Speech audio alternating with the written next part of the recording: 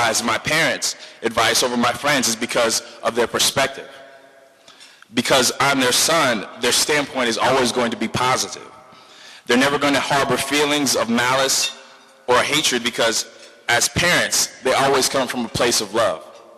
So for a lot of big decisions and even some small ones, I seek the opinion of my parents because of that loving point of view. For example, in April, when I was deciding about which office to run for African American Society, I called my parents. I was conflicted because I did not know whether I should run for president or vice president. So I asked my parents, what should my decision be? And they both told me vice president. And I followed their advice because it was given from a viewpoint of them both wanting me to graduate and not have too much on my plate at a point where I really couldn't handle it. Because I depend on my parents' advice, because I can depend on their advice, I really ask my parents about a lot that goes on in my life. I seek my mom's advice for work and school because her viewpoint is that she wants me to succeed. And I ask my dad about things about friends and relationships because I know that he just wants me to have successful, happy, and healthy relationships because I am his son. So the viewpoint of the person that you seek the opinion is crucial because if the viewpoint is from a place of love, then the second opinion will be one that makes the right decision easy to make. The second characteristic that one needs to look at in the second opinion is confidence. How much confidence do you have in that person in order to do what they tell you? Do you feel confident walking in the path that they have laid out for you? For example, the day before my first day of work this summer, I was extremely worried about my attire. So I woke my mom up to get her opinion. And I was showing her different suits with different shirts and different shirts with different ties, all while she was half asleep. So after she got over the initial frustration of being woken up, she gave me her opinion about which suit to wear. So the next day, I felt extremely confident knowing that my mom approved my outfit.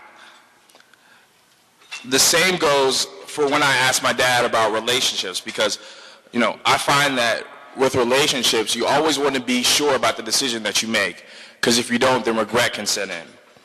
So after I talk to my dad about a situation with a certain person or somebody that I'm dealing with, I always feel better about making a decision because I know that my dad suggested it.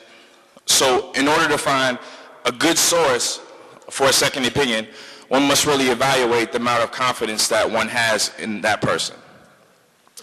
Over my first year of college, I really learned how important this outside opinion is. Because college is basically a microcosm of what life is. Everything, and I mean everything, is on your shoulders. What classes you take, what do you do when you're not in class, even the decision to go to class.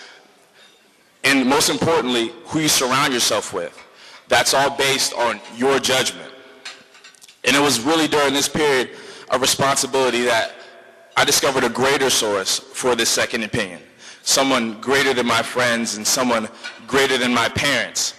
During the first year of college, I found that the ultimate source for confirmation, the best person to go to for advice is Jesus Christ.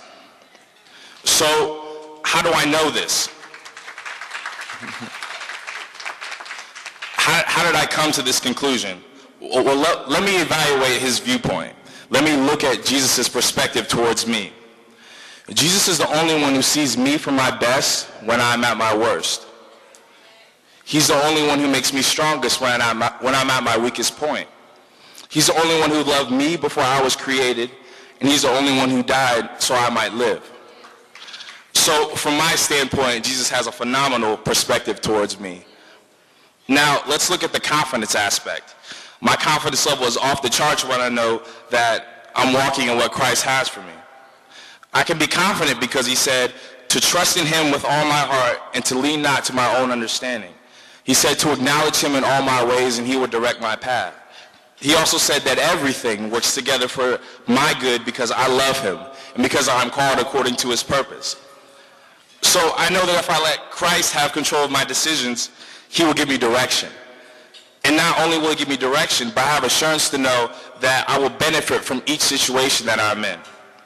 So through my past experiences, I've learned to always seek God's direction. And I would encourage you graduates and everyone in attendance to always seek God's second opinion. When you are stressed at school, seek his holy second opinion. When you are at work and are struggling, seek his everlasting second opinion.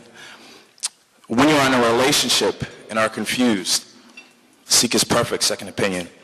Because when you seek and receive that godly second opinion, you make godly decisions.